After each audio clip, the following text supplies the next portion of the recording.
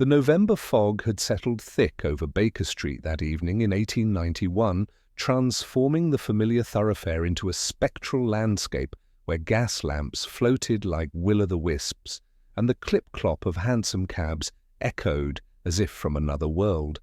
I had returned from my rounds to find Sherlock Holmes in his customary position of intellectual hibernation, sprawled upon the sofa, with his long limbs arranged at impossible angles, his grey eyes fixed upon some invisible theorem suspended in the tobacco-hazed air above. The sitting-room bore the familiar marks of his restless mind, newspapers scattered like fallen leaves, chemical apparatus crowding the mantelpiece, and the acrid scent of his strongest shag hanging heavy as incense. I had scarcely removed my coat when the familiar tread of Mrs. Hudson's feet upon the stair announced the arrival of a visitor. Holmes's eyes flickered toward the door, and that peculiar transformation I knew so well began to overtake his features, the languid disinterest melting away to reveal the sharp-edged attention of a hawk spotting movement in the grass. "We're about to receive a gentleman of military bearing," Holmes observed, his voice carrying that note of suppressed excitement that indicated a problem worthy of his talents. "A man accustomed to command, but presently in a state of considerable agitation. He brings with him a child, and both have travelled here with some urgency through weather that would keep most sensible people by their firesides." Before I could inquire how he had reached these conclusions from footsteps not yet audible to my ear, Mrs. Hudson appeared at our door, her expression bearing that particular mixture of concern and curiosity that invariably preceded our most intriguing cases. Behind her stood a distinguished gentleman of perhaps 45 years, his silver-streaked hair and well-trimmed moustache speaking of military precision, yet his hands trembled slightly as they rested upon the shoulders of a boy who could not have been more than 11 years of age. The gentleman introduced himself as Major Henry Blackwood, recently retired from Her Majesty's Indian Service, and explained that he resided with his wife and nephew in Kensington. The boy, he said, was his late brother's son, young Timothy Blackwood, who had come to live with them following a fever that had claimed both his parents the previous winter. As he spoke, I found my attention drawn to the child himself, who stood with military straightness beside his uncle, his dark eyes fixed not upon Holmes or myself, but upon some point in the middle distance that seemed to hold a fascination invisible to the rest of us. Holmes gestured our visitors toward the chairs beside the fire, his movements carrying that fluid grace which transformed him from a lounging bohemian into a figure of compelling authority. He offered brandy to the Major, who accepted it gratefully, though I noticed his hands still shook as he raised the glass to his lips. "You have come to me," Holmes began, his fingers forming their characteristic steeple beneath his chin, "because young Timothy has made a claim that defies conventional explanation. Pray tell me exactly what the boy has said without embellishment or interpretation." Major Blackwood glanced at his nephew, who remained motionless as a statue, before speaking in a voice barely above a whisper. 3 days prior, he explained, Timothy had awakened the household with screams that had chilled the blood of every servant in the house. When questioned, the boy had described in vivid detail a scene of violence, a man struck down in a book-lined study, a brass paperweight serving as the weapon, blood spreading across official documents bearing government seals. He had spoken of a grandfather clock that chimed midnight, of rain lashing against diamond-paned windows, and of a shadowy figure escaping through a door concealed behind false book spines. The Major had naturally dismissed the episode as a nightmare born of the boy's recent trauma and grief. Yet that very morning a telegram had arrived from Scotland Yard. Sir Edmund Pemberton, a senior clerk in the Foreign Office and the Major's own brother-in-law, had been found dead in his private study. The details matched Timothy's description with unsettling precision: the brass paperweight, the bloodied documents, the stopped clock. even the concealed door standing ajar behind the bookshelf. Holmes listened to this recitation with absolute stillness, his half-closed eyes betraying nothing of his thoughts. When the Major finished speaking, my friend remained silent for a full minute, and I could almost see the machinery of his remarkable mind sorting and cataloguing every detail, testing hypotheses against the facts, as a jeweler tests the quality of a stone. Finally, Holmes spoke, his voice carrying that dry precision I knew so well. He inquired about the distance between the two households. It's about Timothy's previous acquaintance with the deceased, and about the exact timing of the boy's nightmare.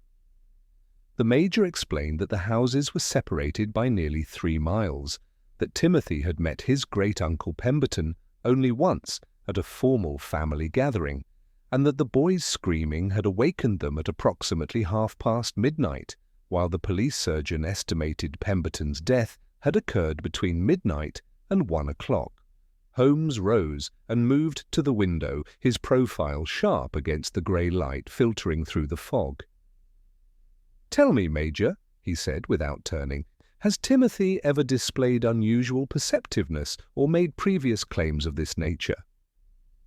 The Major admitted that the boy was remarkably observant, often noticing details that escaped adult attention, but he had never before claimed any supernatural visions.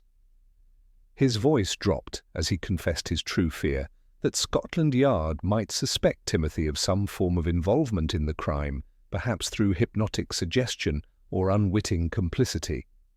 Holmes turned from the window, his eyes now bright with interest. He knelt before the boy, studying him with the intensity of a naturalist examining a rare specimen. "What do you see now, Timothy?" he asked gently. The boy's gaze shifted for the first time since entering our rooms, meeting Holmes's eyes with an expression of startling clarity. "I see you, sir," he said simply, "and I see that you already know I am not a fortune-teller." Holmes smiled, that tight, predatory smile that signaled the game was truly afoot. "Indeed, young man, and you are something far more interesting than a clairvoyant. You are a witness to a rehearsal, and I intend to meet the director of this elaborate performance." Major Blackwood's face registered profound bewilderment at Holmes's cryptic pronouncement, while young Timothy regarded my friend with that same unsettling steadiness that seemed far beyond his years. I confess that I, too, felt a chill of uncertainty, though whether from the November fog seeping through our windows or from the implications of Holmes's words, I could not say. My companion had already shifted the ground beneath our feet, transforming what appeared to be an impossible, supernatural occurrence into something that might yet yield to rational analysis. "A rehearsal, Mr. Holmes?" the Major repeated, his voice barely above a whisper. "Or I fear I do not comprehend your meaning."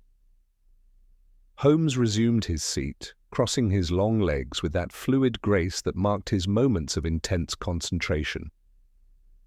"Before we venture into the realm of the inexplicable, Major, we must establish with absolute precision the sequence of events as they occurred. You will forgive me if I appear to dwell upon what seem trivial details, but in my experience, the seemingly insignificant particular often proves to be the key that unlocks the entire mystery." He turned his penetrating gaze upon Timothy, who stood motionless beside his uncle's chair. "I want you to close your eyes, young man, and describe once more what you witnessed in your vision. This time, however, I require you to pay particular attention to every sound, every scent, every detail that might have seemed unimportant when you first recounted the scene." The boy complied without hesitation, his clear voice taking on an oddly detached quality as he spoke. He described again the book-lined study, the brass paperweight glinting in the lamplight, the spreading pool of blood across official documents bearing government seals. But as Holmes pressed him for greater detail, new elements emerged. Timothy spoke of the sound of carriage wheels on wet cobblestones echoing from the street below, of rain lashing against diamond-paned windows, and most remarkably, of a peculiar smell like burnt almonds mingling with the familiar scent of tobacco smoke. Holmes produced his notebook and began sketching with rapid precision, creating what appeared to be a detailed floor plan marked with positions and angles. When the boy mentioned these additional sensory details, I observed my friend's pencil pause momentarily before continuing its work, and his eyebrows rose fractionally, though he made no immediate comment. "Now then," Holmes said when Timothy had finished, "you mentioned that the papers on the desk appeared different when you saw the actual study this morning. Describe precisely what you observed in your vision versus what you saw today." The boy's brow furrowed in concentration. "In what I saw 3 nights ago, there were more papers scattered about, and they seemed to be arranged as if someone had been reading through them carefully. Today, they appeared to have been sorted and stacked more neatly, as if someone had tidied them afterward." Holmes set down his notebook and fixed Major Blackwood with an expression that mingled sympathy with something approaching impatience. "Major, I must insist that Timothy accompany us to examine Sir Edmund's study immediately. I understand your desire to protect your nephew from further distress, but he is not suffering from prophetic visions or nervous hysteria. He is, however, the key to unraveling a murder most cunningly contrived." The Major protested vigorously, but Holmes's conviction proved sufficient to overcome his objections.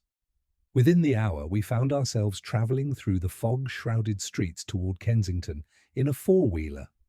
Holmes sat in contemplative silence throughout the journey, his fingers drumming an irregular pattern against his knee, while Timothy maintained his remarkable composure despite the pallor that had settled over his young features. Sir Edmund Pemberton's residence proved to be a substantial Georgian townhouse, its respectable facade speaking of prosperity without ostentation. Inspector Lestrade emerged from a police van as our carriage drew to a halt, his sharp features registering the familiar mixture of irritation and grudging respect that characterized his relationship with my friend. "I might have known you'd turn up, Mr. Holmes," Lestrade said, though his tone carried an underlying note of relief. "Though how you heard about this business so quickly is beyond me. The Foreign Office is keeping it quiet as the grave, considering the sensitive documents involved." Holmes introduced Major Blackwood, explaining the family connection, and though he made no mention of Timothy's extraordinary experience. Lestrade readily agreed to allow us entry, provided we disturbed nothing, and led us through a corridor lined with portraits of distinguished ancestors to the study at the rear of the house. The room was precisely as Timothy had described it, and I felt a superstitious chill as I recognized each detail from the boy's account.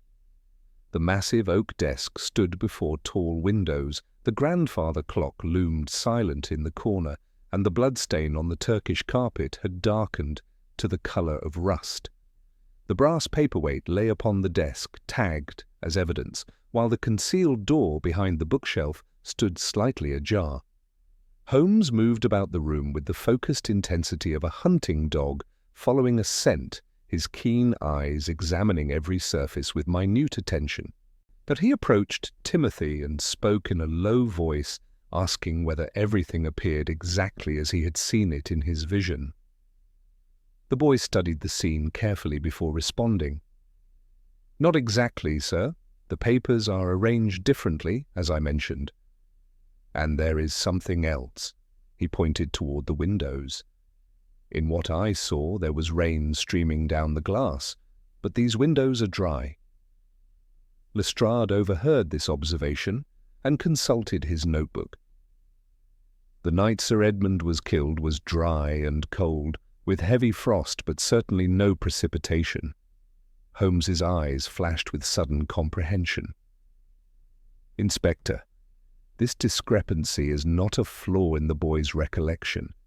It is the first concrete proof that Timothy's vision and the actual murder were two distinct events, separated by both time and weather conditions. He moved to examine the grandfather clock more closely, producing his magnifying lens to study the mechanism. After opening the glass face and testing the works, he straightened with the expression of grim satisfaction. The hands are frozen at 12 minutes past midnight, yet the mainspring is fully wound. This clock did not simply stop at the moment of death, it was deliberately halted to match the precise time described in Timothy's vision. The implications of this discovery sent a chill through the assembled company. Holmes continued his examination, discovering the hidden passage behind the bookshelf and noting the single set of footprints in the dust beyond.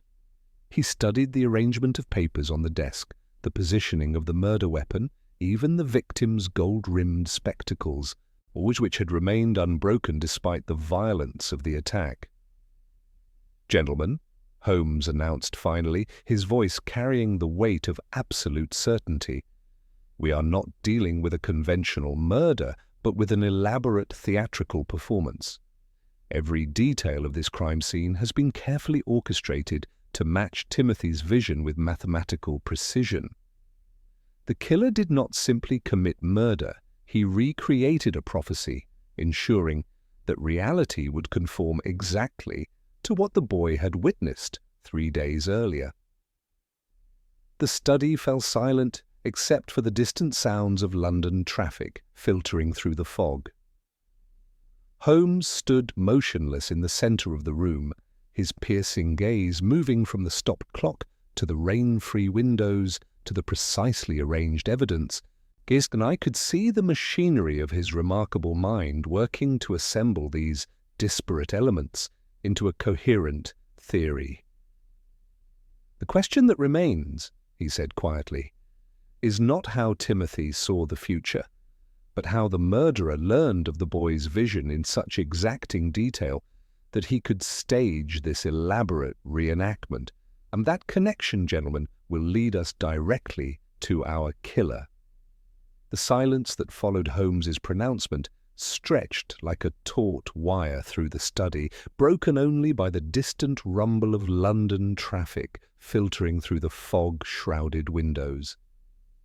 Inspector Lestrade shifted uncomfortably, his weathered features reflecting the same mixture of skepticism and grudging fascination that I had witnessed countless times when my friend's deductions ventured into seemingly impossible territory. Or Major Blackwood's grip tightened protectively upon Timothy's shoulder, while the boy himself remained motionless, his dark eyes fixed upon Holmes with that unsettling composure that seemed far beyond his tender years.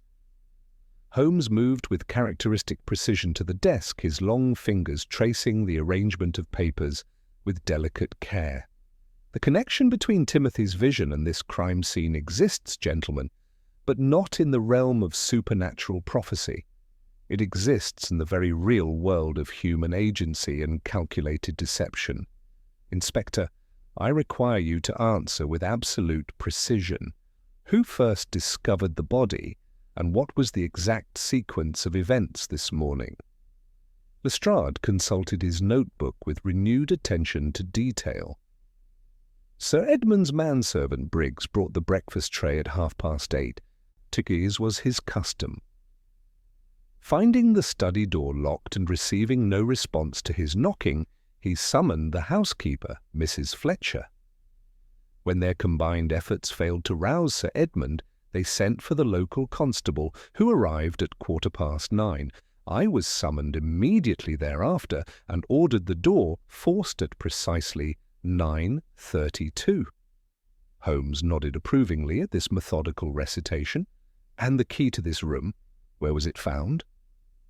"Lying upon the carpet near the victim's right hand, as though it had fallen from his grasp during the struggle."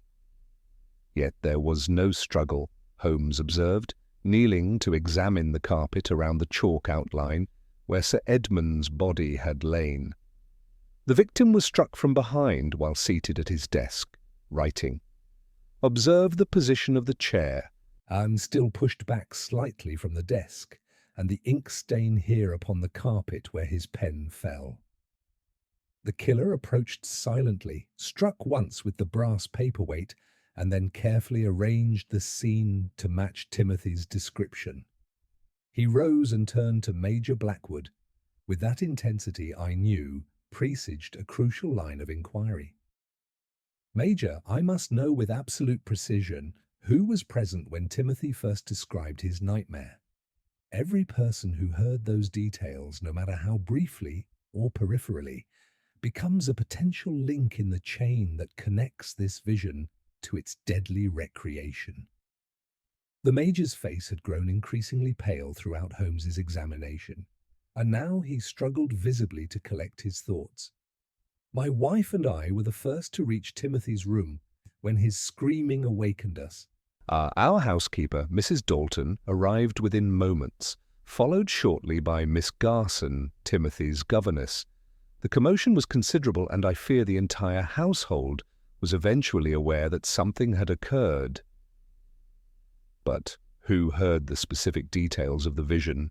Holmes pressed. The brass paperweight, the stopped clock, the hidden door, these particular elements that have been so precisely reproduced here. Major Blackwood closed his eyes, clearly forcing himself to relive that disturbing night. Timothy was in such a state of agitation that we gathered in his room, my wife, myself, Mrs. Dalton, and Miss Garson. He described the scene repeatedly with remarkable consistency. The governess took particular interest, asking detailed questions about what he had seen. She said such vivid dreams might indicate a fever or nervous condition. Holmes produced his notebook and began recording these names with swift, precise strokes. And after that night, Major, did any of these individuals have occasion to leave your household or communicate with outsiders about Timothy's experience? The question struck home with visible force. Major Blackwood's hand trembled slightly as he replied. Miss Garson mentioned that she had written to her brother about the incident. She said it was such an unusual occurrence that she felt compelled to share it with someone who might offer a medical perspective. Her brother's profession? He is a physician, I believe. Dr. Richard Garson, practicing somewhere in Bloomsbury.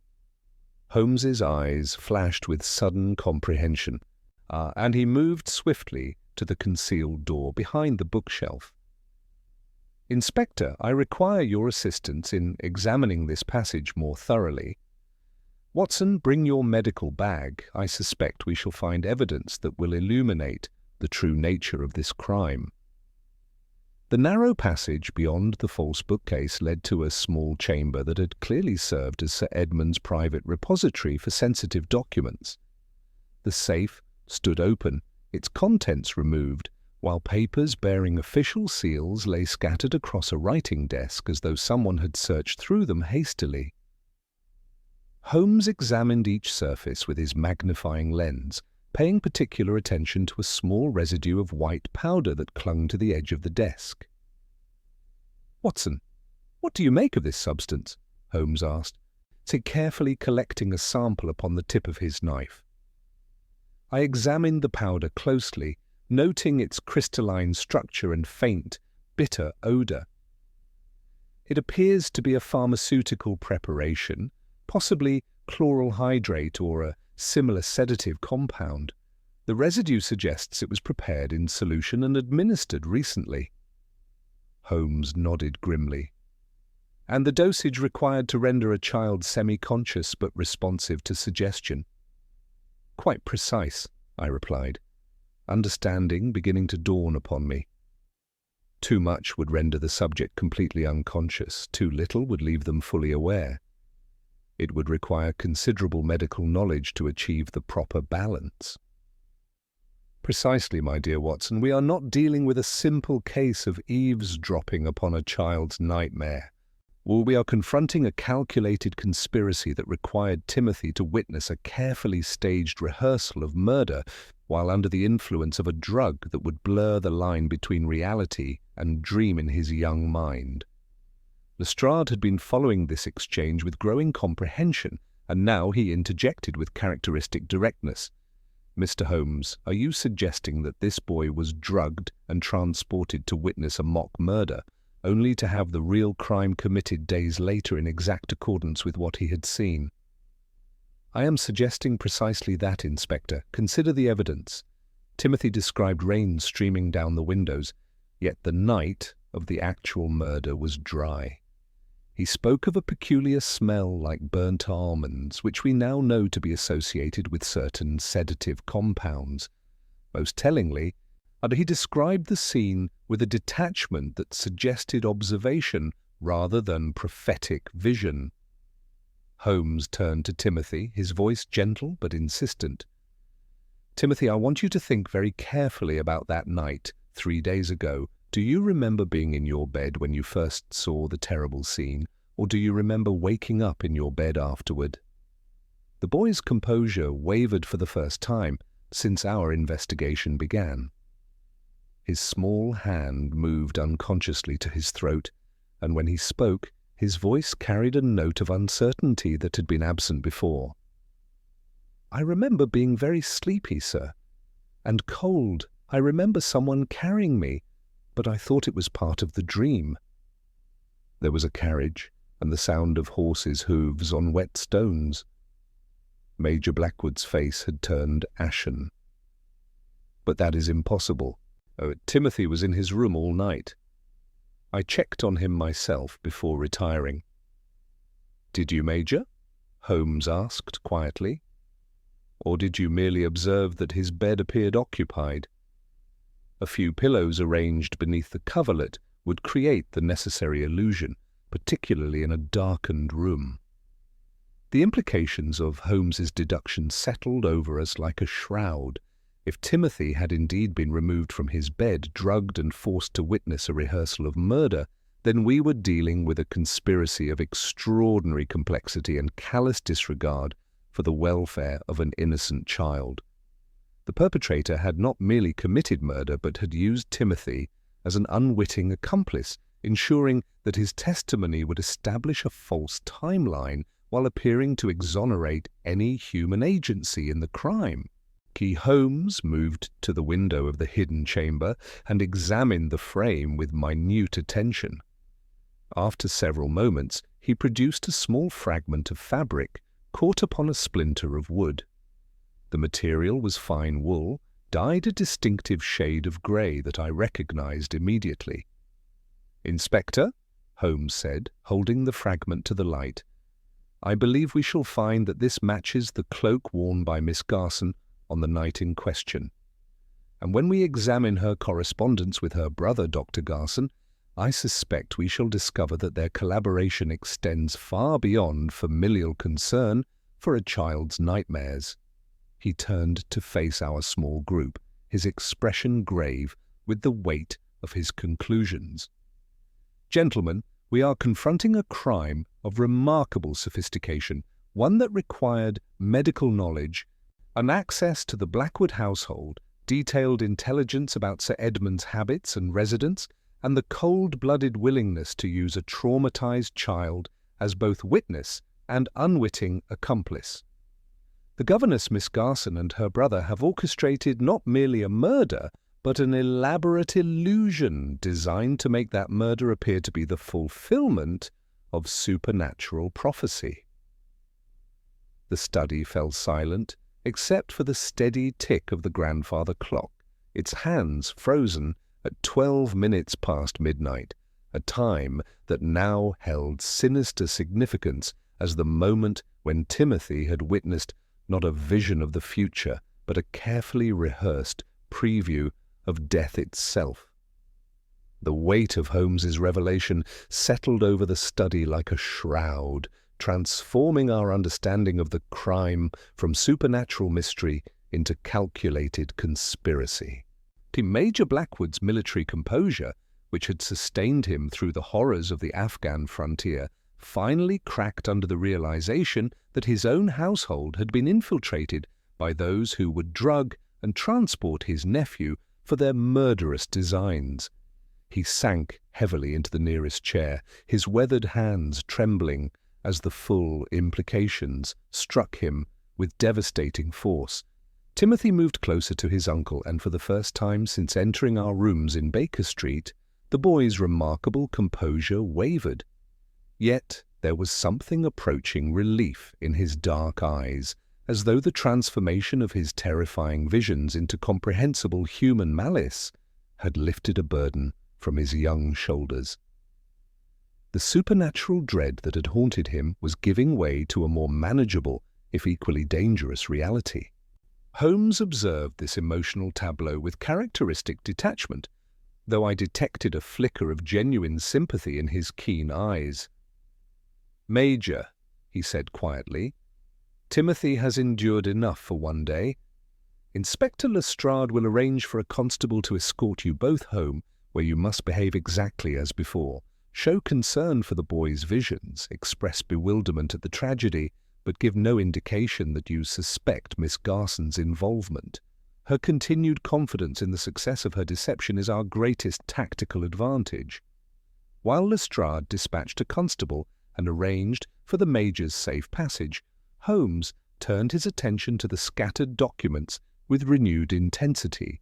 The papers bore the unmistakable seals of the Foreign Office, and as he sorted through them with methodical precision, a pattern began to emerge that explained both the motive for murder and the elaborate nature of the deception. "Watson, observe these carefully," Holmes said, selecting several documents and arranging them in chronological order. "Here we have draft agreements concerning railway concessions in the northwest frontier, revisions to existing trade protocols with Afghanistan, and, most significantly, correspondence regarding harbour rights that would be of considerable interest to both Russian and German intelligence services." I examined the papers more closely, noting the official signatures and government seals. But surely Sir Edmund was merely a clerk, responsible for filing rather than policy formation. Why would anyone kill him for documents he did not author? Holmes produced a leather-bound ledger from beneath the scattered correspondence, its pages filled with Sir Edmund's meticulous handwriting.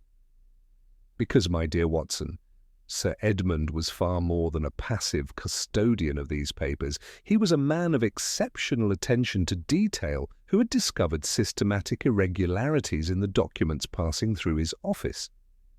The ledger revealed a damning pattern of discovery. Sir Edmund had noted discrepancies between original drafts and final versions, unauthorized amendments that consistently favored foreign interests over British ones, and most tellingly, a series of entries documenting his growing suspicion that someone within the Foreign Office was systematically altering sensitive agreements after their official approval. In the final entry, dated merely 2 days before his murder, read in Sir Edmund's careful script, "The evidence is now conclusive. Must inform Lord Salisbury at the earliest opportunity." "Here is our motive, gentlemen," Holmes declared, his voice carrying that note of grim satisfaction that marked the resolution of a crucial element in his investigations. Sir Edmund had uncovered a conspiracy of espionage operating at the highest levels of government. His death was not merely murder, but an act of treason disguised as supernatural mystery. Inspector Lestrade studied the ledger with growing comprehension. So the elaborate scheme with the boy was designed to make the murder appear connected to something inexplicable rather than to Sir Edmund's official discoveries. Precisely, Inspector. And by ensuring that Timothy's vision became known before the murder occurred, they created an impossible mystery that would consume investigative resources, while the true conspirators covered their tracks within the Foreign Office itself.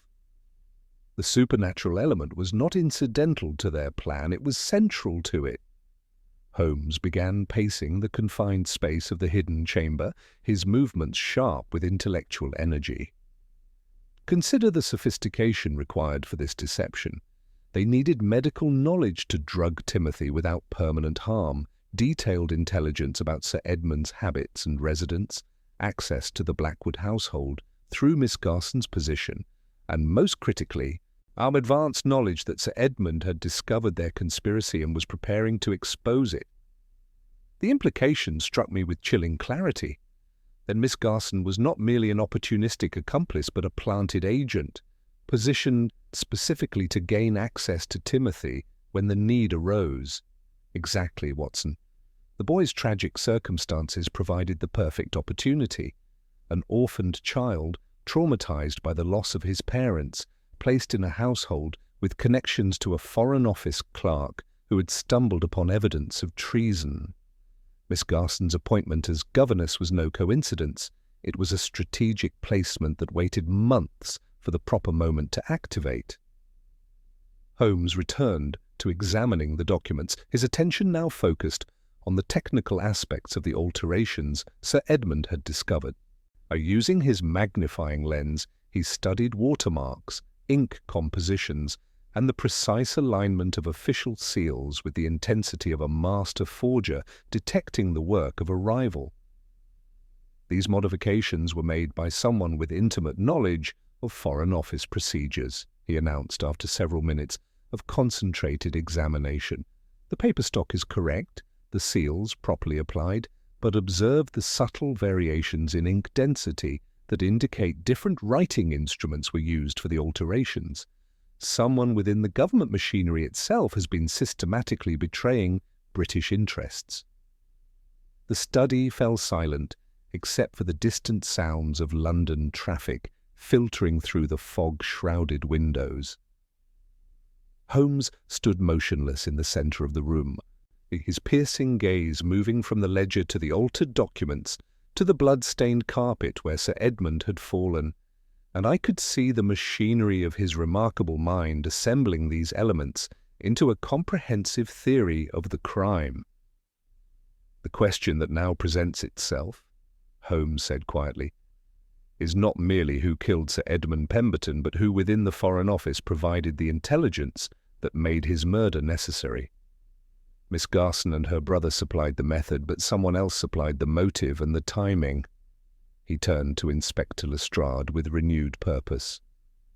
"Inspector, I require you to maintain absolute discretion regarding our discoveries here today. Let it be known that Scotland Yard remains baffled by the supernatural aspects of the case. Meanwhile, I shall require access to Foreign Office personnel records, particularly those individuals who would have had access to the documents Sir Edmund was examining." Lestrade nodded grimly, understanding the delicate nature of an investigation that now touched the highest levels of government. "And Miss Garson?" "Must remain unaware that her role has been discovered," Holmes replied firmly. "We shall watch and wait, allowing the conspirators to believe their deception remains intact. When they move to complete their mission or eliminate remaining evidence, we shall be ready to spring our trap." As we prepared to leave the house in Kensington, Holmes paused once more by the concealed door, his expression thoughtful. "Watson, we have solved the mystery of how Sir Edmund Pemberton died, but we have only begun to unravel the conspiracy that required his death. Before this case concludes, I suspect we shall discover that the murder of one honest clerk was merely the visible portion of a web of treason that extends far deeper into the machinery of British government than any of us yet realize." The fog had thickened as evening approached, wrapping the city in a damp, grey shroud that seemed to mirror the obscurity of the forces we now pursued. As our hansom cab rattled through the darkening streets toward Baker Street, I found myself reflecting that we had indeed moved from the realm of the impossible into that of the all too possible and infinitely more dangerous. The evening brought no respite from our investigation, for Holmes had entered that state of intellectual ferment that precluded rest until every thread of evidence had been properly examined and catalogued. Upon our return to Baker Street, he immediately cleared a space upon his chemical table, sweeping aside a half-finished experiment on coal tar derivatives to make room for the samples we had collected from Sir Edmund's study. The gas lamps hissed softly as my friend set to work with his retorts and Bunsen burner, his aquiline features sharp in the blue flame's glow. I attempted to organize my notes from the day's revelations while Holmes worked in characteristic silence, distilling the ink samples from the altered documents and comparing them against the residue he had scraped from the desk in Sir Edmund's secret chamber. The sitting room filled with the acrid scent of chemical analysis, punctuated by Holmes's occasional murmurs of satisfaction or intrigue as his tests revealed their secrets. "Remarkable, Watson," he announced after nearly an hour of concentrated work, straightening from his microscope with an expression of grim triumph. "The ink used to alter these treaties is no common government issue. Observe this distinctive violet undertone achieved through the addition of a specific aniline dye to the standard iron gall formula. This is a bespoke preparation manufactured exclusively by Harrods and Company in Bond Street, who cater to a most particular clientele of senior officials and wealthy collectors." He held a test tube to the lamplight, where the liquid within displayed an unmistakable iridescent quality. "This ink bears the signature of vanity, Watson.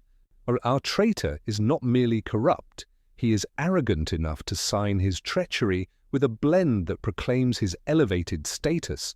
Such hubris may well prove his undoing."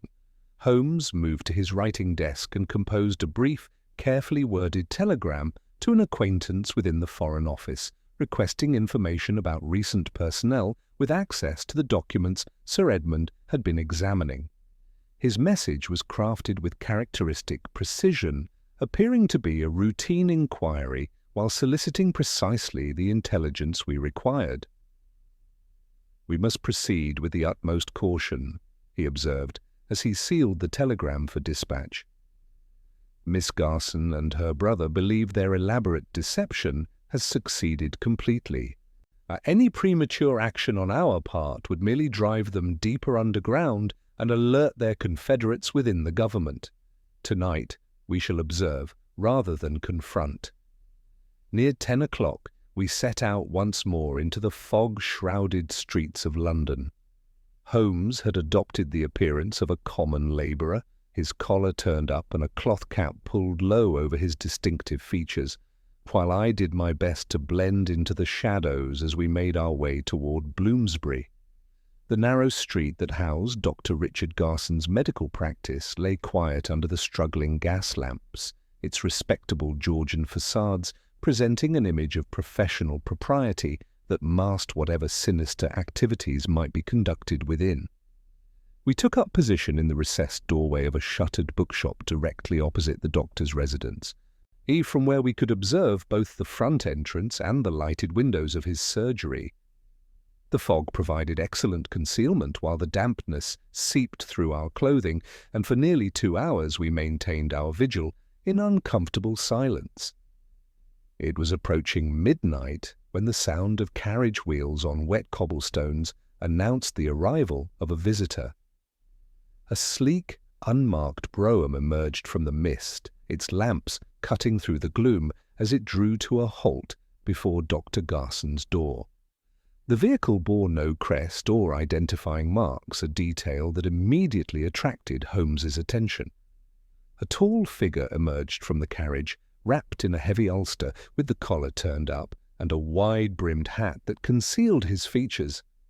Yet as he approached the door and raised his hand to the brass knocker, and the street lamp caught the flash of an ornate signet ring upon his finger, and his gait revealed a slight favouring of his right leg that spoke of old injury or infirmity.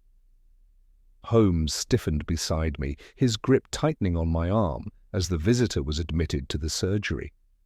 The door closed firmly, but through the thin curtains we could observe the shadows of 2 figures in animated conversation, one pacing restlessly while the other remained seated. "Did you observe him clearly, Watson?" Holmes whispered, his voice vibrating with suppressed excitement. "A gentleman of evident social standing," I replied quietly, though his features were largely concealed. He appeared to walk with some difficulty. "You saw the surface, my dear fellow, but missed the significance," Holmes murmured. That ring bore the crest of an ancient family that has served the crown for generations, and the bearer's distinctive gait marks him as a man I observed earlier today in the corridors of Whitehall. We are witnessing a meeting between the hand and the head of this conspiracy, and the head belongs to someone with access to the highest levels of government. Holmes remained motionless for several more minutes, his keen eyes fixed upon the lighted window where the two silhouettes continued their urgent conference. I could sense the machinery of his remarkable mind processing this new information, fitting it into the larger pattern of deception and murder we had begun to unravel. "Come, Watson," he said finally, drawing back into the deeper shadows. "We have seen enough for tonight. The pieces of this puzzle are beginning to align. But we must not reveal our hand prematurely. Tomorrow I shall receive the intelligence I have requested, and we shall learn precisely which member of Her Majesty's government has chosen to betray his oath for foreign gold." As we made our way back through the fog-shrouded streets, Holmes's manner carried that focused intensity I recognized as the prelude to decisive action. "The conspiracy reaches higher than we initially suspected," he observed quietly. "Miss Garson and her brother are merely the instruments of a more sophisticated intelligence. When we move against them, we must be prepared to strike at the entire network simultaneously, lest the primary agents escape while we occupy ourselves with their subordinates." The sitting room at Baker Street felt almost tropical after our hours in the damp cold, and Mrs. Hudson had thoughtfully left a decanter of brandy beside the dying fire. Holmes poured himself a measure and settled into his chair, his eyes reflecting the flames as he contemplated the evening's revelations. "We stand at the threshold of exposing a conspiracy that strikes at the very heart of British security," he said, his voice carrying the weight of the responsibility we had undertaken. "Sir Edmund Pemberton died because he discovered that someone within the Foreign Office was systematically altering sensitive documents to favour foreign interests.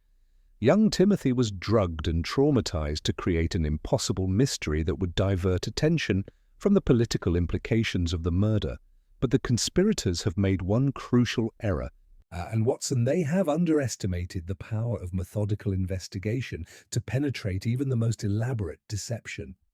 He raised his glass in a silent toast to the memory of the murdered clerk, and I found myself reflecting that we had indeed moved far beyond the realm of supernatural mystery into something infinitely more dangerous, the shadowy world where personal ambition and foreign gold could corrupt even those sworn to serve the crown. Tomorrow would bring the next phase of our investigation, and with it the opportunity to bring justice to those who had so callously sacrificed an honest man's life and an innocent child's peace of mind in service of their treasonous designs. The grey light of dawn found Holmes already seated at his writing desk, surrounded by a constellation of telegrams, official documents, and chemical apparatus that spoke of a sleepless night spent in methodical analysis. I emerged from my chamber to discover that he had transformed our sitting room into a makeshift laboratory, with samples of ink and paper arranged in precise rows beside his microscope. The acrid scent of chemical reagents mingled with the familiar aroma of his strongest tobacco, creating an atmosphere of intense intellectual activity. "The net draws tighter, Watson," Holmes announced without preamble, gesturing toward a telegram bearing the official seal of the Foreign Office. "My inquiry regarding personnel with access to Sir Edmund's documents has yielded precisely the intelligence I anticipated. Only 3 senior officials possessed both the authority and opportunity to systematically alter those treaties, and of these 3, and only one matches the physical description of our midnight visitor to Dr. Garson's surgery." He passed me the telegram, and I read the details with growing comprehension. The man in question held a position of considerable influence within the Foreign Office hierarchy, with specific oversight of Central Asian affairs.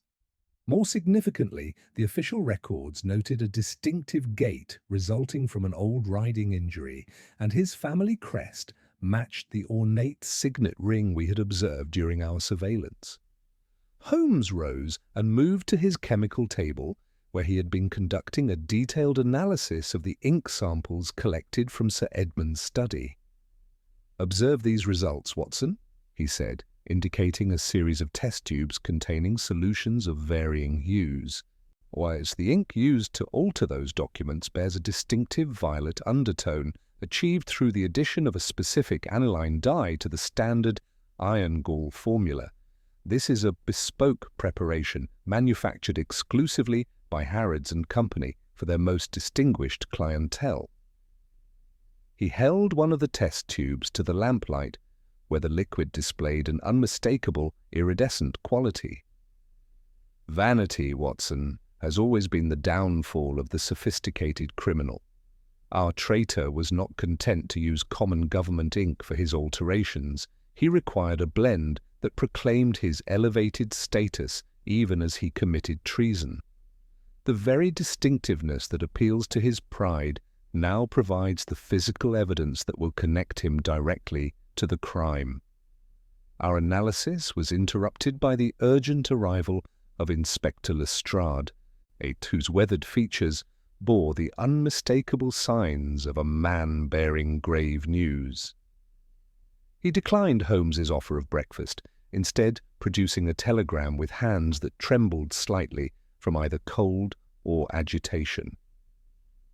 "There's been another incident at the Blackwood residence, Mr. Holmes," Lestrade announced grimly. "An attempt was made on young Timothy during the early hours of this morning. The boy is unharmed, thanks to his own presence of mind, but Miss Garson has vanished without explanation. Major Blackwood requests your immediate presence." Holmes's reaction was swift and decisive. Within minutes, we were travelling through the fog-shrouded streets toward Kensington, the urgency of the situation lending speed to our normally methodical approach. During the journey, Holmes remained characteristically silent, his keen eyes fixed upon some invisible theorem as his mind processed the implications of this new development. We found Major Blackwood in a state of barely controlled agitation, his military bearing strained to the breaking point by the realization that his own household had been penetrated by forces beyond his comprehension. Timothy sat in the drawing-room, pale but composed, wrapped in a blanket, while Mrs. Blackwood hovered nearby with a maternal concern. Holmes knelt before the boy with that gentle authority I had witnessed before, his manner both reassuring and urgently attentive. "Timothy, you have been very brave," he said quietly. "I need you to tell me exactly what happened this morning." "Beginning with the first moment you became aware of danger." The boy's account was delivered with remarkable clarity despite his obvious distress. He had awakened before dawn to find someone moving stealthily through his room, accompanied by that same bitter almond scent he had detected during his original vision. With remarkable presence of mind, Timothy had feigned sleep while a man's voice whispered his name and a hand touched his arm. Only the fortuitous creaking of a floorboard in the hallway had caused the intruder to retreat through the window rather than complete his sinister purpose. Holmes's examination of Timothy's room revealed evidence of the most disturbing nature. The window showed clear signs of forced entry, and on the carpet near the bed, he discovered a small glass phial containing traces of a sedative compound far more dangerous than the original chloral hydrate. "They have grown desperate, Watson," he observed grimly. "This mixture contains not merely a sleeping draught, but compounds that could have proved fatal to a child of Timothy's size." The discovery of the intruder's route proved equally illuminating. Holmes traced the path through a forgotten servant's passage that connected to a disused courtyard, demonstrating that the conspiracy possessed detailed architectural knowledge of the Blackwood residence. Such intelligence could only have been obtained through careful planning and inside assistance. Miss Garson's disappearance at this precise moment cannot be coincidental, Holmes declared as we returned to the drawing room. Either she has been eliminated by her confederates as a potential liability, or she has fled to avoid capture as our investigation closes in upon the truth. In either case, her absence confirms that the conspiracy has entered its final, most dangerous phase. Holmes began pacing the length of the room, his movements sharp with intellectual energy, as he formulated our response to this escalating threat. Major, Timothy cannot remain in this house. The conspirators now view him as a direct threat to their security, and they have demonstrated their willingness to risk his life to silence him permanently. You will remove the boy to a secure location immediately under the pretense of a family visit to relatives in the countryside. While arrangements were made for Timothy's protection, Holmes outlined the strategic trap he intended to set for our adversaries. They believe Timothy may have seen more during his drugged journey than they originally intended, perhaps enough to identify the man who orchestrated this elaborate deception. We shall encourage this fear by allowing word to reach them that the boy has begun to recall additional details from his vision. Holmes produced his notebook and began sketching the outlines of a plan that would force the conspiracy's mastermind into direct action. Watson, you will return to this house this afternoon, ostensibly to check on Timothy's health. Within Miss Garson's hearing, or that of any remaining household staff who might report to her, you will mention that Timothy has been speaking in his sleep about a man with a distinctive signet ring and an unusual gait. Such specific details will convince them that their leader has been identified and that immediate action is required. The psychological manipulation Holmes proposed was both elegant and dangerous, designed to exploit the very paranoia that had driven the conspirators to such desperate measures. By convincing them that Timothy posed an immediate threat to their security, we would force them to abandon caution and reveal themselves in a final, desperate attempt to silence the boy permanently. "Tonight, Watson," Holmes concluded, his eyes bright with the cold fire of the hunt, "we shall discover whether our adversaries choose flight or fight when cornered. Either response will serve our purposes, for a man who flees abandons his co-conspirators to justice, while one who fights reveals himself as the architect of murder and treason." As evening approached and the London fog began to thicken around the gas lamps, I found myself reflecting that we had moved far beyond the realm of supernatural mystery into something infinitely more perilous. We were now engaged in active warfare against enemies who had already demonstrated their willingness to sacrifice innocent lives in pursuit of their treasonous objectives. The game, as Holmes would say, was indeed afoot, and the stakes had never been higher. That afternoon found me executing Holmes's carefully orchestrated deception with all the theatrical skill I could muster, though I confess my pulse quickened as I approached the Blackwood residence. But the household remained in a state of barely suppressed agitation following the morning's attempted intrusion, and I could sense the invisible threads of tension that connected every servant and family member in a web of shared anxiety and whispered speculation. Mrs. Dalton, the housekeeper, received me with the mixture of deference and curiosity that marked her character, and I found my opportunity when she lingered in the doorway of Timothy's now empty chamber. The room bore the melancholy air of recent abandonment, with the boy's belongings still arranged as though awaiting his return. Yet somehow the very emptiness served our purposes by lending authenticity to my performance. "The child's condition troubles me greatly," I remarked, adjusting my medical bag with deliberate care while ensuring my voice carried clearly down the corridor. "These visions he has experienced appear to be fragmentary memories rather than supernatural prophecies. Most disturbing is his recent tendency to speak in his sleep of details he had not previously mentioned.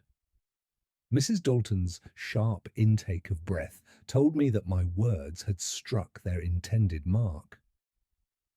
"What manner of details, Dr. Watson?" she inquired, her voice dropping to a conspiratorial whisper that nonetheless carried the unmistakable undertone of someone who would ensure this intelligence reached receptive ears. I affected a reluctance to speak too freely, then appeared to yield to her evident concern for the household's welfare.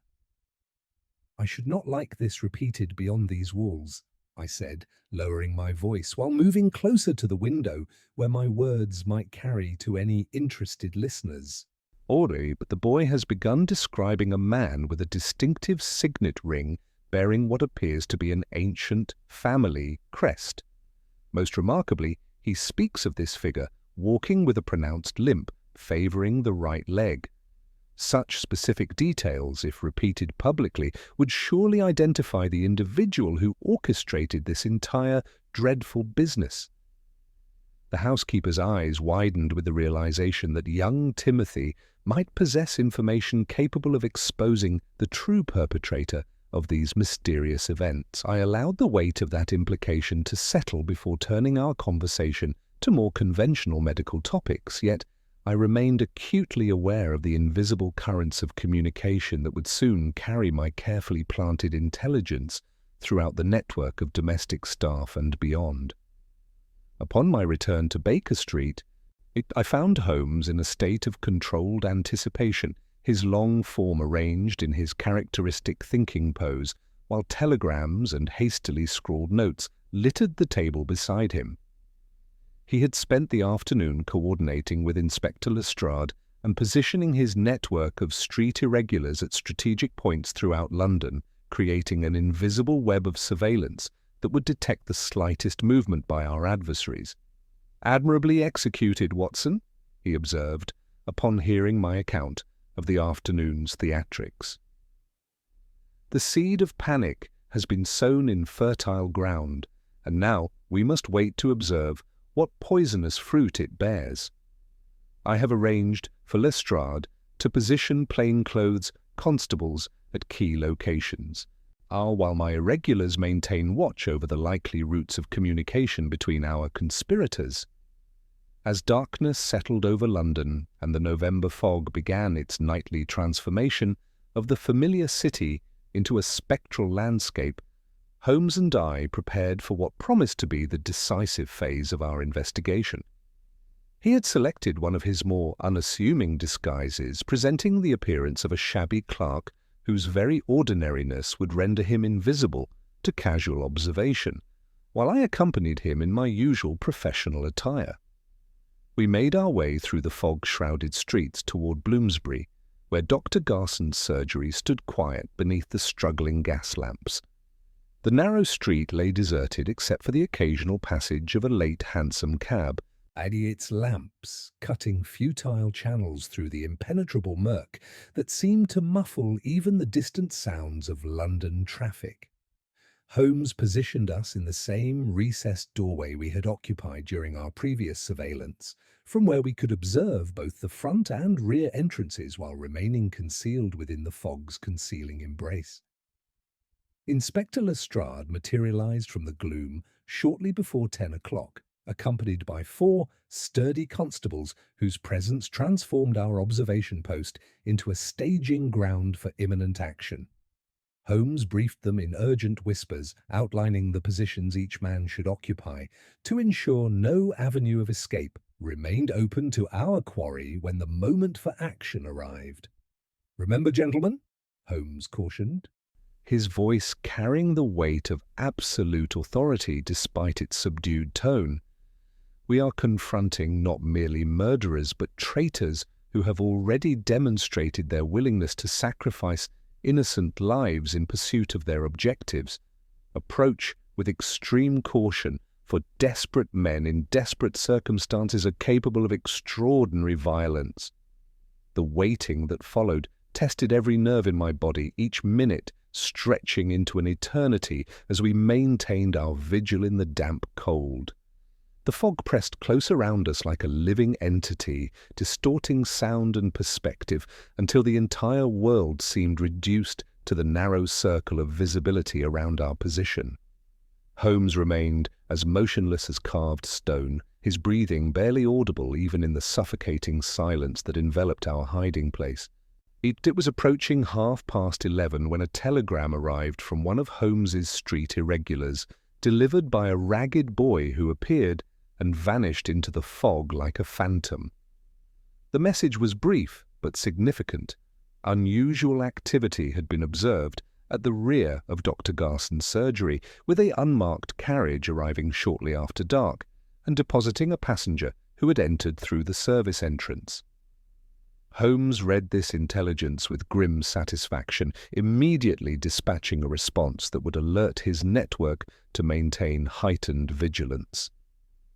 "The trap is sprung, Watson," he murmured, his eyes bright with the cold fire of the hunt. "Our adversaries believe they are gathering in secret council, but they are in fact assembling for their own capture." Near midnight, we observed a light appear in the upper window of the surgery, casting distorted shadows against the thin curtains as figures moved with urgent purpose within. Holmes produced a small pair of field glasses from his coat and studied the building with intense concentration, noting every detail of the scene that was unfolding beyond our direct observation. "Two figures, Watson," he reported quietly, "engaged in what appears to be an animated discussion. One paces restlessly while the other remains seated, and both display the agitated movements of men under considerable stress. Our deception has achieved its intended effect. They believe Timothy's recovered memories pose an immediate threat to their security." As we watched, the light in the upper window was extinguished, and moments later the rear door of the surgery opened to emit two figures wrapped in heavy coats against the cold. Even through the obscuring fog, I recognized the distinctive gait of the man we had observed during our previous surveillance, while his companion carried what appeared to be a physician's bag. Holmes's hand tightened on my arm as the two men began walking toward a waiting carriage, their voices carrying faintly through the still air, though their words remained indistinguishable. "They are moving to eliminate what they perceive as the final threat to their conspiracy," Holmes whispered. "Tonight, Watson, we shall discover whether our adversaries choose flight or a final desperate attempt to silence young Timothy permanently."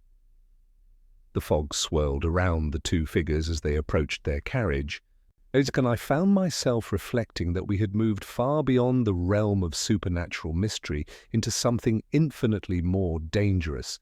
We were now engaged in active pursuit of enemies who had already demonstrated their willingness to drug an innocent child, murder an honest government clerk, and betray their country's secrets for foreign gold. The game, as Holmes would say, was indeed afoot, and the stakes had never been higher than they were in this moment of approaching confrontation. Holmes raised his hand in a prearranged signal, but rather than moving to intercept the two figures approaching their waiting carriage, he held us back with characteristic calculation. His keen eyes tracked their movements with the intensity of a predator, measuring the precise moment to strike. Yet I understood immediately that we were not merely capturing two conspirators, but following them to their intended destination, where we might intercept them in the very act of completing their treasonous design. "Not yet, Watson," Holmes breathed, his voice carrying that note of controlled excitement that marked his finest strategic moments. "Follow, do not seize. We must see precisely where they intend to strike, and more importantly, we must allow them to lead us to their principal. Dr. Garson and his sister are merely the operational instruments of this conspiracy. The true architect of Sir Edmund's murder possesses information far too valuable to abandon." The unmarked brougham departed with its sinister passengers, and within moments we had commandeered a hansom cab that had been positioned for precisely this contingency. Holmes issued terse instructions to the driver, one of his trusted irregulars who had been disguised as a common cabman, and we set off in pursuit through the fog-shrouded streets. Inspector Lestrade and his constables followed in a police van that maintained discreet distance, close enough to respond when needed, yet far enough to avoid alerting our quarry to the surveillance that tracked their every movement. The journey took us not toward any residential district as I had anticipated, but instead toward the commercial docks along the Thames, where the fog hung even thicker over the black water and the narrow streets teemed with the dangerous nocturnal life of London's waterfront. Holmes leaned forward with barely suppressed tension as we navigated the maze of warehouses and counting houses that characterized this district, his eyes never leaving the dim outline of the carriage ahead as it wound through the labyrinthine approaches to the river. "They are not moving to attack Timothy," Holmes observed quietly, his voice carrying a note of grim satisfaction rather than concern. "They believe the boy has already been moved to safety following this morning's failed intrusion, and they are instead preparing to flee the country before his recovered memories can be used to identify their principal. Observe how they proceed directly toward the commercial docks rather than any location where a child might reasonably be concealed." As if summoned by his words, the carriage ahead drew to a halt near a substantial warehouse whose weathered sign proclaimed it to be the property of the Thames River Trading Company. Our quarry emerged and moved swiftly toward a side entrance, their movements carrying the urgency of men operating under severe time constraints. Holmes waited until they had disappeared within before signaling our driver to proceed past the building and around the corner, where we could observe both the rear entrance and the river frontage while remaining concealed within the fog's embracing shroud. Inspector Lestrade's police van arrived moments later, and Holmes quickly outlined the situation with characteristic precision. "They are gathering documents and preparing to board a vessel bound for the continent," he explained, his eyes bright with the cold fire of the hunt. "This warehouse serves as a front for their espionage activities, and I suspect we shall find considerable evidence of their conspiracy within. However, we must wait for the arrival of their confederate from the Foreign Office before moving to arrest them." Lestrade's weathered features registered concern at this delay. "But, Mr. Holmes, if they board a ship before we act, we may lose them entirely in this fog." Holmes shook his head with absolute certainty, and I detected that slight smile which indicated he possessed information that would soon astonish us all. "They cannot depart without their principal, Inspector, and their principal cannot depart without ensuring that young Timothy Blackwood poses no further threat to their security. What they do not realize is that Timothy is at this moment sleeping peacefully in a farmhouse near Guildford, under the watchful protection of a sergeant of Marines and 2 of your most reliable constables." The revelation struck me with the force of sudden illumination. "Then this morning's attempted intrusion was precisely the catalyst I required to convince Major Blackwood that his original travel plans must be altered," Holmes confirmed. "I knew that once word of Timothy's supposed recovered memories reached our adversaries, they would act with desperate urgency. They would seek to eliminate what they perceived as the final threat to their conspiracy, but they would find only shadows and misdirection." We maintained our vigil in the damp cold while the fog pressed close around us and the sounds of the waterfront filtered through the darkness. The waiting stretched every nerve, and each minute marked by the distant chiming of church bells and the mournful calls of ships' horns on the invisible Thames. Holmes remained as motionless as carved stone, his breathing barely audible even in the suffocating silence that enveloped our position, yet I could sense the coiled energy that marked his moments of greatest anticipation. It was approaching midnight when the sound of approaching hoofbeats announced the arrival of another carriage, this one bearing the unmistakable marks of quality and official importance. The door opened to reveal the tall figure we had observed during our previous surveillance, his distinctive gait immediately confirming his identity as he moved toward the warehouse entrance with the bearing of a man accustomed to command. Holmes's hand closed on my arm with sudden intensity. Sir Reginald Ashford," he whispered, his voice vibrating with the satisfaction of a hunter who has finally cornered his most elusive prey. Under-Secretary for Central Asian Affairs and one of the most trusted advisers in Her Majesty's government, his betrayal represents not merely murder and espionage, but treason at the highest levels of state. Tonight, Watson, we shall discover whether our adversaries choose flight or a final, desperate attempt to silence the one witness they believe can destroy them all. Sir Reginald disappeared within the warehouse, and Holmes immediately signalled Inspector Lestrade to position his constables at all exits. The operation unfolded with military precision, each man moving to his assigned position while maintaining the absolute silence that would ensure our success. As we prepared to close the trap that had been so carefully laid, I found myself reflecting that we had moved far beyond the realm of supernatural mystery into something infinitely more dangerous, the shadowy intersection where personal ambition, foreign gold, and the highest secrets of the realm converged in a conspiracy that threatened the very foundations of British security. Holmes positioned us with military precision in the shadows surrounding the Thames River Trading Company warehouse, the fog providing perfect concealment while Inspector Lestrade's constables secured every possible avenue of escape. The building loomed before us like a fortress of commerce, its weathered brick facade betraying no hint of the treasonous conspiracy unfolding within its walls. The damp night air carried the mingled scents of tar, river mud, And that now familiar bitter almond odour that had become the sinister signature of our investigation. We waited in absolute silence for nearly 20 minutes after Sir Reginald's entrance, allowing sufficient time for the conspirators to believe themselves secure in their waterfront sanctuary. Holmes had calculated this delay with characteristic precision, understanding that desperate men would reveal more of their plans when they believed themselves unobserved.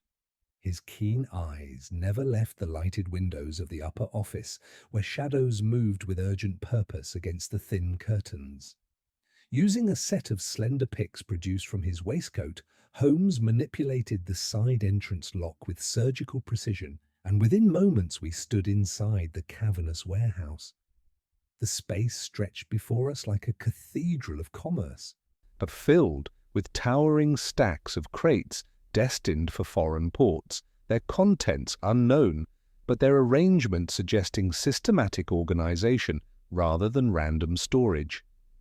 A single gas lamp suspended high above cast dancing shadows across the wooden floor, while from an office on the mezzanine level, urgent voices drifted down with remarkable clarity.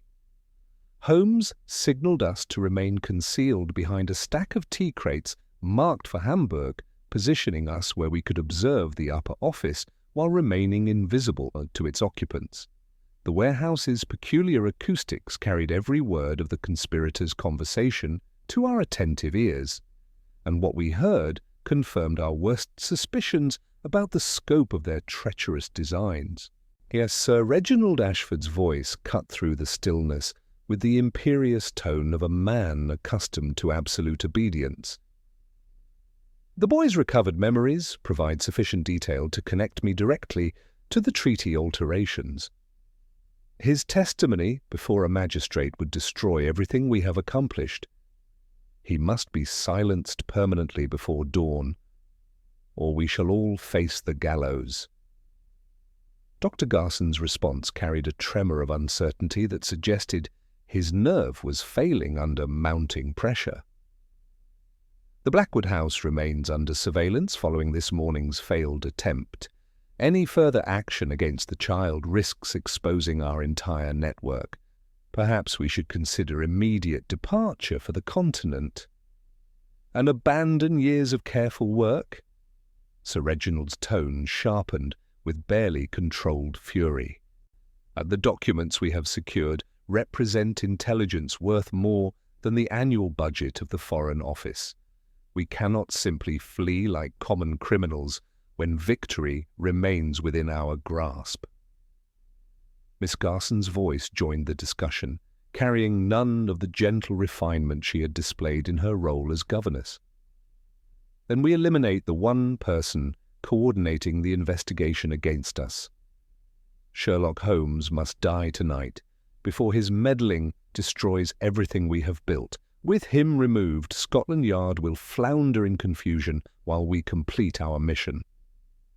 Holmes remained utterly motionless beside me throughout this chilling exchange, his expression revealing nothing beyond intense concentration. Yet I could sense the coiled energy that marked his moments of greatest anticipation. I knew that our enemies had revealed precisely the information he required to spring his carefully prepared trap. The detective chose this moment to emerge from concealment, ascending the iron staircase with fluid grace that transformed the warehouse into a stage for the final confrontation. His tall form stepped into the lamplight of the mezzanine office with theatrical timing that caught the conspirators completely unprepared for the reality of their exposure. "Your conspiracy ends tonight, Sir Reginald," Holmes announced, his voice carrying absolute authority as Inspector Lestrade and his constables emerged simultaneously from positions throughout the warehouse. "Not with my death or that of young Timothy Blackwood, but with your arrest for treason, murder, and the systematic betrayal of British interests to foreign powers." The effect was electric. Miss Garson reached instinctively for a small revolver concealed beneath her cloak, while Dr. Garson made a desperate lunge toward the rear exit, only to find his path blocked by two sturdy constables whose expressions promised swift restraint of any resistance. Sir Reginald alone maintained his composure, though the pallor spreading across his aristocratic features betrayed the shock of recognizing that his elaborate conspiracy had been penetrated with devastating precision. He straightened his shoulders with an effort at dignity that seemed almost pathetic given the circumstances, and when he spoke his voice carried the bitter resignation of a man who understood that his carefully constructed world had collapsed utterly. "How long have you known Mr. Holmes?" he asked quietly, addressing my friend with the professional curiosity of one expert acknowledging the superior skill of another. Holmes moved closer to the desk where documents and leather portfolios lay scattered in evidence of hasty preparation for flight. From the moment I examined Sir Edmund Pemberton's study and recognized that the murder had been staged to match Timothy's vision rather than the vision predicting the murder. The precision required for such deception suggested medical expertise combined with access to the Blackwood household, which pointed directly to the Garson siblings. But the motive for such an elaborate charade required someone with access to the sensitive documents Sir Edmund had been examining. He produced Sir Edmund's leather-bound ledger from his coat, and its pages bearing the damning evidence of systematic betrayal. "You made one crucial error, Sir Reginald. You signed your treachery with distinctive violet ink that proclaimed your elevated status even as you committed treason. This bespoke preparation from Harrods of Bond Street, with its unique aniline composition, appears upon no other official documents save those that passed through your hands." Sir Edmund noticed these alterations and was preparing to inform Lord Salisbury when you ordered his death. Holmes gestured toward the scattered documents on the desk, many bearing the telltale violet undertones that had marked Sir Reginald's alterations. "The fibre from your cloak caught in Sir Edmund's hidden door frame, your distinctive gait observed during your midnight consultation with Dr. Garson, or the signet ring Timothy remembered from his drugged journey, each piece of evidence pointed inexorably to your guilt. Sir Reginald's composure finally cracked as the weight of accumulated evidence pressed down upon him. His hand moved toward a heavy revolver lying near the documents, but Holmes had anticipated even this desperate gesture. With lightning speed, the detective's walking stick struck Sir Reginald's wrist with precision that sent the weapon clattering harmlessly across the wooden floor. "Take them all," Inspector Lestrade commanded, his voice carrying the authority of the law as his constables moved forward with handcuffs. "Sir Reginald Ashford, Dr. Richard Garson, Miss Millicent Garson, you are under arrest for the murder of Sir Edmund Pemberton, conspiracy to commit treason, and crimes against the Crown. Or I caution you that anything you say may be used in evidence against you." As the constables secured the prisoners, Holmes turned his attention to the documents that revealed the full scope of their treasonous activities. Treaties concerning railway concessions in the northwest frontier, trade protocols with Afghanistan, and harbour rights that would have been of immense value to both Russian and German intelligence services lay scattered across the desk, each bearing the distinctive alterations that would have compromised British interests throughout Central Asia for decades to come. "The boy is safe, Watson," Holmes observed quietly as we examined the evidence that would ensure justice for Sir Edmund's murder. "Timothy Blackwood's terrible ordeal has concluded, and he need never know that his nightmare was not supernatural prophecy, but calculated manipulation by those who valued their treasonous ambitions above the welfare of an innocent child." Miss Garson broke down completely as the reality of capture settled upon her, her tears mingling with desperate protestations that she had been coerced into her role by Sir Reginald's threats and promises. Dr. Garson remained sullenly silent, his medical training apparently extending to an understanding that any statement might further incriminate him in the conspiracy that had cost an honest man his life. Sir Reginald himself maintained his aristocratic bearing even in defeat, though his final words carried the bitter recognition of a man who had gambled everything on a treacherous scheme and lost. "You imagine that a trial will bring you triumph, Mr. Holmes?" he said, as the constables led him toward the warehouse exit. "You forget how deeply the machinery of state fears embarrassment. Whatever justice you believe you have achieved tonight will be tempered by political necessity."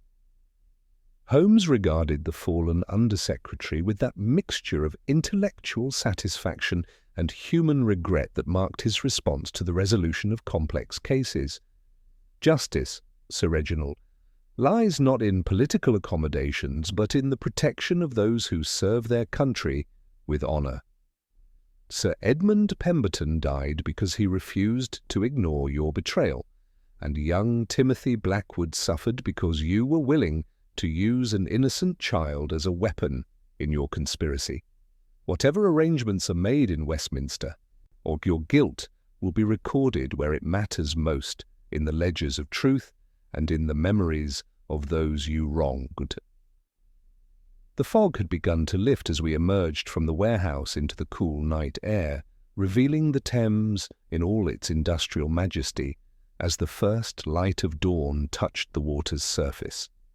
We stood together in that grey morning light, surrounded by the physical evidence of a conspiracy that had reached the highest levels of government, and I found myself reflecting that we had indeed moved far beyond the realm of supernatural mystery into something infinitely more dangerous and infinitely more human, the eternal struggle between those who serve their nation with integrity and those who betray it for personal gain.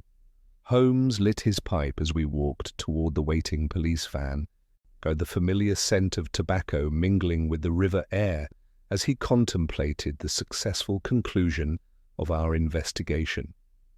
A singular case, Watson, he mused, watching the smoke drift upward into the lightening sky. It demonstrates once again that the most bizarre and seemingly impossible crimes often have the most rational explanations. Human greed and ambition are far more common than supernatural prophecy, and infinitely more dangerous to the security of the realm. The grey dawn light filtering through our Baker Street windows found Holmes already seated at his writing desk, his pen moving with methodical precision across official stationery bearing the seal of the Prime Minister's office.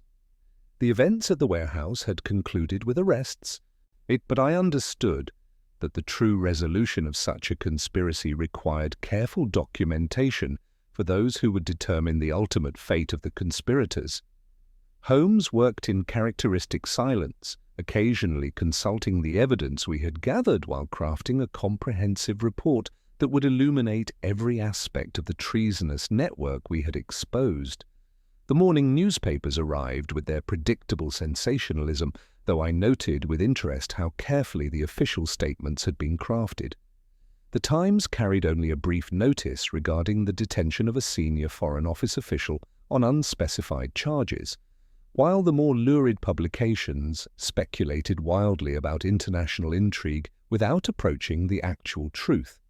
Holmes read these accounts with evident distaste, but understanding that political considerations would inevitably shape the public narrative in ways that obscured the full scope of Sir Reginald's betrayal.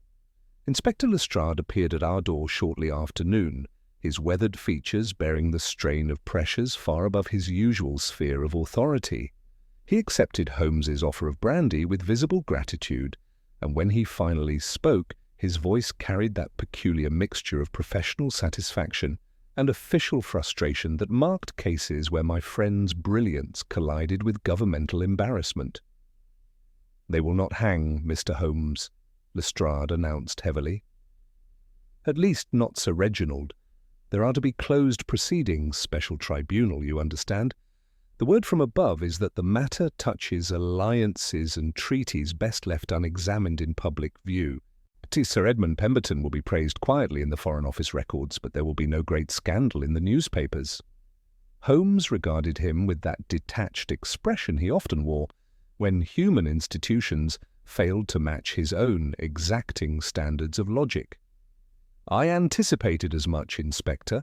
The machinery of state fears embarrassment more than it values truth, and so Sir Reginald's crimes will be minimized to protect the reputation of the Foreign Office itself. Yet you may be sure that he will not see the inside of a club again, however respectable its membership. A man may avoid the gallows and yet remain effectively sentenced for life." Lestrade nodded grimly before continuing. "As for Dr. Garson and his sister, the law will take a more direct hand. But the Crown can let a high official disappear quietly into distant confinement, but the murder of Sir Edmund and that business with the boy cannot be entirely buried. Miss Garson has confessed enough to ensure her conviction, though she heaps the blame on her brother and Sir Reginald. The Crown prosecutor believes she will likely escape the rope, but she will not be free again." Several days passed in this peculiar quiet that seemed to settle over our rooms like dust after a storm. Holmes remained in a state of restless contemplation, sorting through our voluminous notes and evidence while the official machinery processed the conspiracy we had unravelled. It was nearly a week later when Major Blackwood returned to our lodgings, accompanied once again by young Timothy.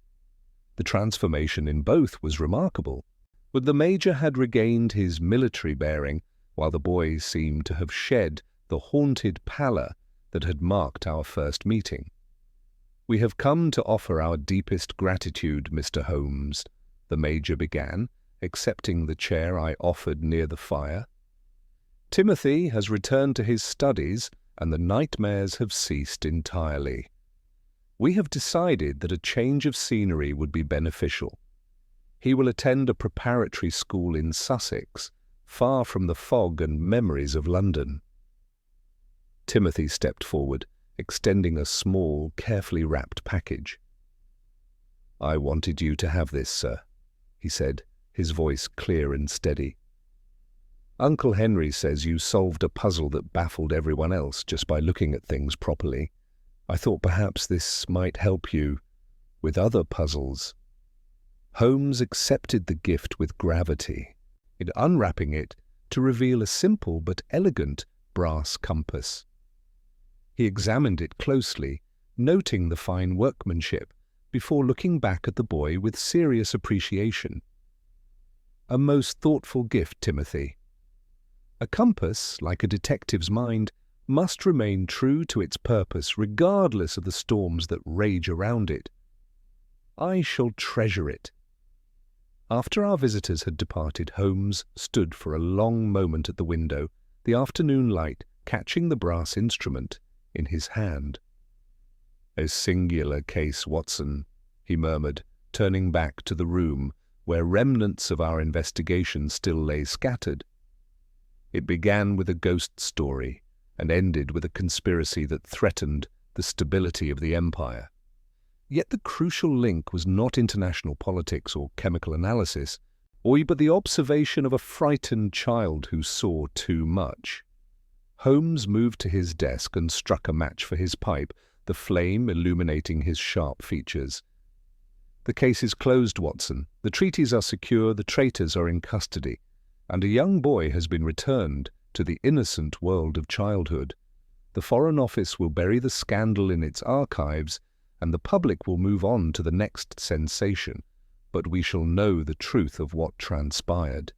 He placed the compass on the mantelpiece, its needle pointing steadily north. "The game never truly ends, Watson. There will always be those who seek to undermine the order of things for profit or power. We have cut off one head of the Hydra, but others will inevitably grow in the shadows. For now, however, let us be content with this victory." Outside, the November fog began to settle once more over the city, wrapping the gas lamps in halos of mist. But inside Baker Street the air was clear, and justice, however imperfect, had been served. The case of the boy who saw the murder before it happened was concluded, but I knew that as long as darkness lingered in the human heart, Sherlock Holmes would stand ready with the piercing brilliance of his intellect to illuminate the truth. Now, generate the final section of the story, ensuring a satisfying resolution. Maintain the logical progression of clues and character arcs, delivering the final reveal smoothly while keeping the ending impactful and true to the detective's style. The weeks that followed brought swift but quiet justice to the conspirators who had so callously manipulated young Timothy Blackwood and murdered Sir Edmund Pemberton. Dr. Richard Garson faced the gallows for his role in the murder, while his sister Millicent received transportation to the colonies, her confession having purchased her life at the cost of her freedom. Sir Reginald Ashford simply vanished from London society, his name erased from Foreign Office records with surgical precision. The machinery of state had chosen discretion over public scandal, understanding that some truths serve the realm better when buried in official silence. Holmes and I received one final visit from Major Blackwood, who brought news that Timothy had recovered completely from his ordeal. The boy had been enrolled in a preparatory school in the countryside, far from the fog and memories of London, where his remarkable observational skills were being channeled into more conventional academic pursuits.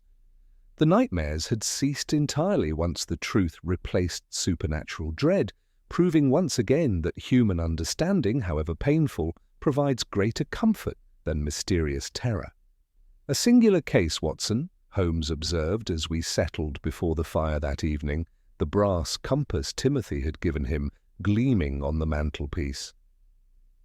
It began with what appeared to be prophetic vision and concluded with the most mundane of human motivations: greed, ambition, and the willingness to sacrifice innocence for personal gain, yet the method of deception was remarkable in its sophistication.